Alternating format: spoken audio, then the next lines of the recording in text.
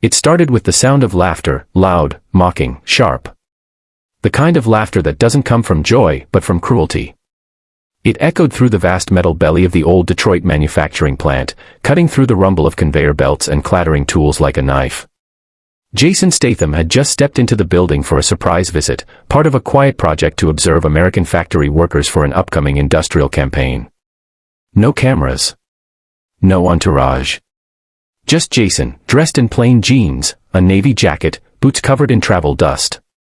He hadn't expected to see what he did next. Across the factory floor, near a rust-stained loading dock, an elderly black man was hunched over a malfunctioning packing machine. His name tag read Malik. He looked about 65, gray whiskers peeking from under a worn beanie, his hands calloused and steady. He moved slowly, but with purpose, like a man who'd done this job for decades. But it wasn't his careful work that was drawing the attention of three large men nearby, it was their bullying. "Hey, Malik," one of them sneered. "You sure you know what you're doing, old man? Or you just pretending like you matter?" Another man, Hank, tall, barrel-chested, his face twisted with a grin that didn't reach his eyes, stepped forward. "You better not break that machine again. You screw up, and the rest of us gotta clean your mess. You hear me, fossil?" Malik didn't respond. He didn't flinch. He didn't even look up. That seemed to anger them more. The third man, Vince, spat near Malik's feet, disgust dripping from his tone. This place would run better without dead weight dragging us down. The bullying wasn't subtle. It was mean, calculated. And what made it worse, everyone around saw it, but no one said a word. Forklifts kept moving.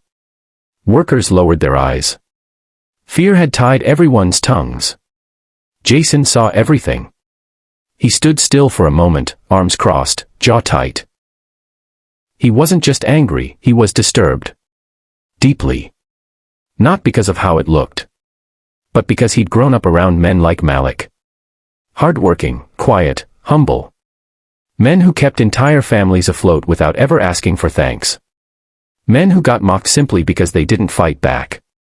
Then Hank did something that made Jason's blood boil. With a shove that seemed casual but was meant to humiliate, Hank knocked Malik to the floor. Tools clattered. Malik's hands scraped the concrete, his knees buckled. And even then, the old man didn't yell.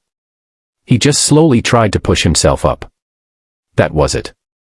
Jason stepped forward, his boots thudding deliberately on the concrete. The three men turned when they heard him, confused at first, then wary. Something about the way he moved told them this wasn't just another worker.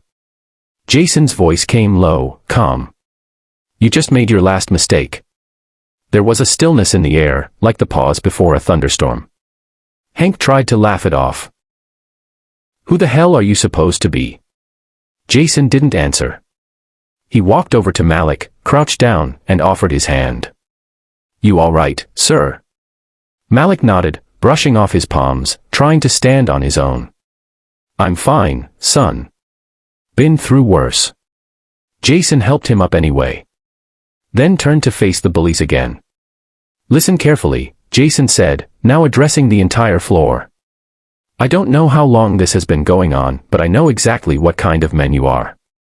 You pick on those you think are weaker. You take pride in shame. And you do it in front of people who are too scared to speak up." He stepped closer to Hank, who suddenly didn't look so sure of himself. Jason's eyes locked onto his like iron. "But I'm not scared. And you're not tough." Hank puffed up his chest. "You gonna lecture me, Hollywood? You don't belong here." Jason took another step. "Maybe I don't.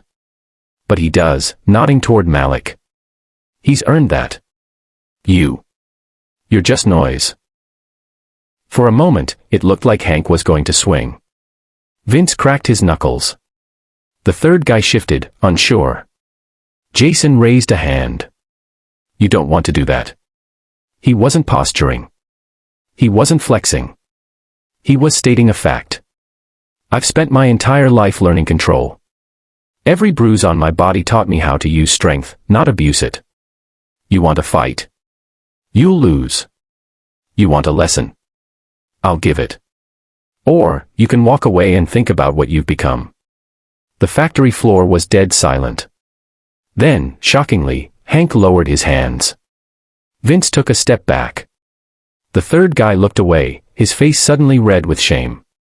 "You're lucky," Jason added. "Because I'm not here to break bones. I'm here to break cycles."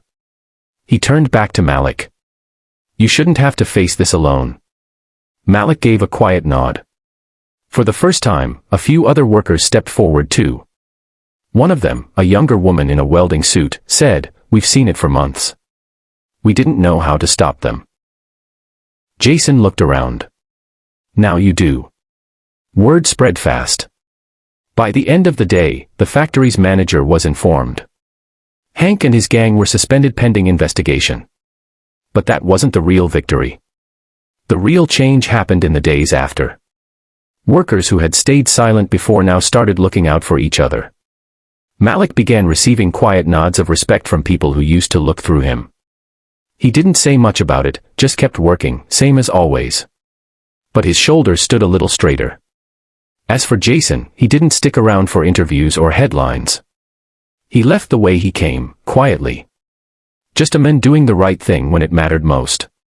But before he left behind a note, taped to Malik's locker. It read, "Respect isn't something you demand with strength. It's something you earn through character. Thank you for showing us what that looks like."